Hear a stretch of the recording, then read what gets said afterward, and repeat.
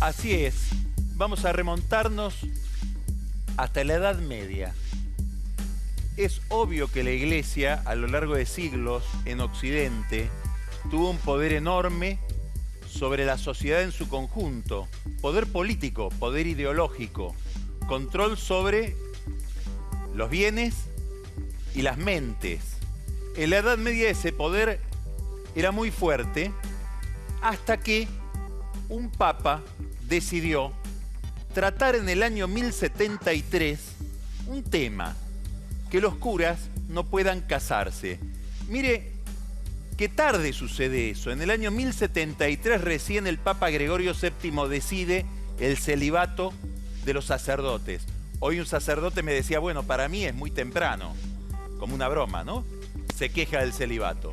Lo cierto es que al decidir eso, desbarató el feudalismo, porque había una cantidad de señores feudales que eran monjes, que eran curas, que ya no lo podían seguir siendo. Y esto generó la reacción del emperador Enrique IV y terminó en un desconocimiento por parte del Imperio Romano Germánico de la autoridad del Papa.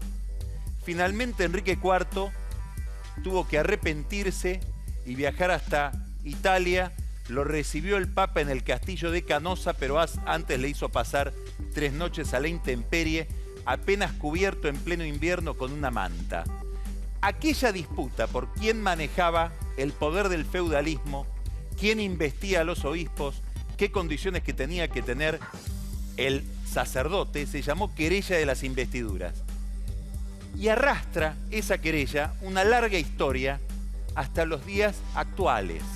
En la Argentina, el primer conflicto entre iglesia y poder político importante sucede con un presidente que era a la vez militar, conservador, pero un gran modernizador de la vida cultural del país. Julio Argentino Roca promovió la ley de educación laica y promovió también la ley de matrimonio civil. Emancipar la educación y emancipar los vínculos familiares del dominio de la Iglesia, que hasta entonces ejercía ese poder sobre la vida civil. ¿Hasta dónde llegó el conflicto? Muy lejos, porque Roca pidió la expulsión del nuncio, del embajador del Vaticano, que se llamaba Luigi Matera en aquel momento. Es decir, se rompieron las relaciones entre la Argentina y la Santa Sede. Roca fue presidente entre el 80 y el 88 del siglo XIX. Volvió a ser presidente en el 98 y ahí restauró las relaciones entre la Iglesia y el Estado que él había disuelto. Es más, apareció a comienzos del siglo XX un proyecto de ley de divorcio. El divorcio recién se va a instaurar en la Argentina con Alfonsín y Roca se encargó de dormirlo en el Senado. ¿Adelanta lo que va a hacer Macri con el aborto? Signo de interrogación.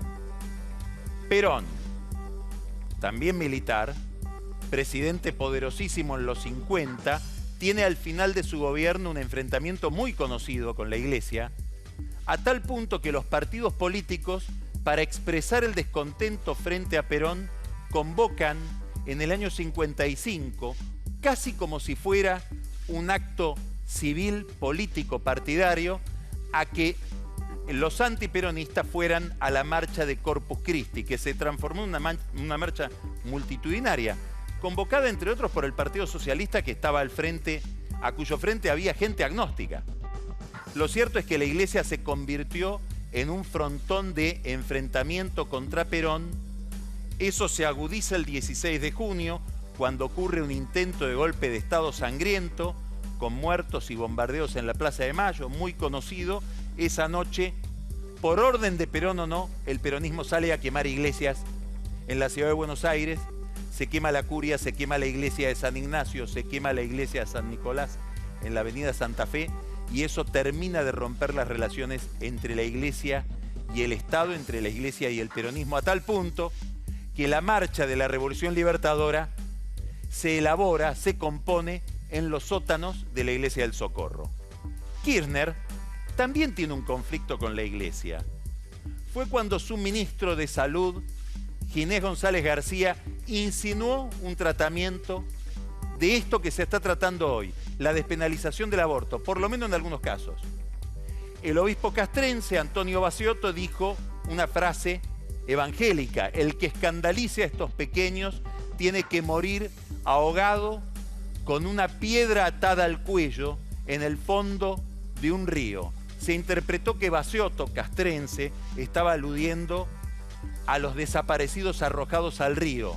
Se levantó una gran polémica en contra de la Iglesia que determinó que Kirchner no viajó a los funerales de Juan Pablo II, donde estaba todo el mundo, todos los líderes de todos los países prácticamente. Bueno, la Argentina mandó a Daniel Scioli, que se dedicaba a sacar fotos desde la tribuna enfrente de esa manifestación de dolor universal por la muerte del Papa. Cristina Kirchner intentó recomponer esta relación y lo fue a ver a Benedicto XVI para agradecerle la mediación del Beagle al Vaticano.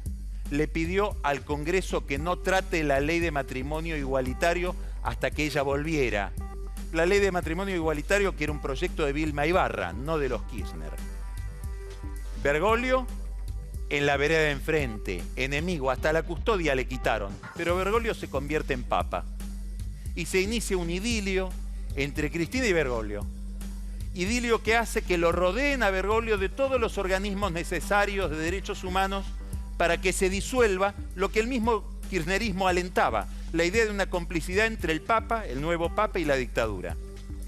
Contrastó para todos la fraseología, la imagen, los gestos de Bergoglio frente a Cristina con los de Bergoglio frente a Macri, con quien nunca se entendió.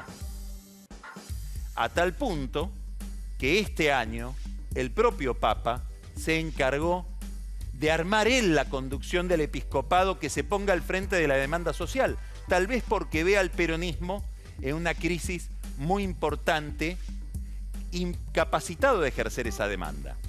Lo cierto es que en este contexto de tensiones, con un episcopado que se pone muy al frente del conflicto con la jubilación y la actualización de las jubilaciones en diciembre, aparece el proyecto de despenalización del aborto, con Macri, que dice: estoy en contra pero quiero alentar el debate. El viernes pasado, el jefe del episcopado, ese hombre que puso al frente de la Asamblea Episcopal Jorge Bergoglio, que se llama Jorge Ojea, un hombre del riñón del Papa, lo fue a ver a Macri. Le dijo: nosotros creemos que esto es un enfrentamiento con la Iglesia y que usted está agrediendo a la Iglesia. Y Macri le dijo: mire, a ustedes les conviene que yo haga esto, que abra el debate y que casi no aparezca, porque si el proyecto de aborto sí, aborto no se transforma en un proyecto Macri sí, Macri no, va a haber una mayoría que va a terminar despenalizando el aborto. No sabemos si Ojea le creyó, si Macri finalmente lo convenció.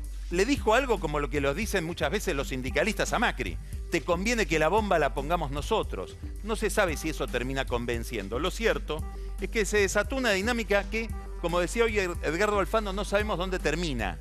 Falta tiempo y ya hay un proyecto para llamar una consulta popular que cambiaría los términos del debate. Mientras tanto, si uno mira los números, entre los firmantes del proyecto para despenalizar el aborto, hay 5 personas de Macri y 38 de Cristina. ¿Quién dejó solo al Papa?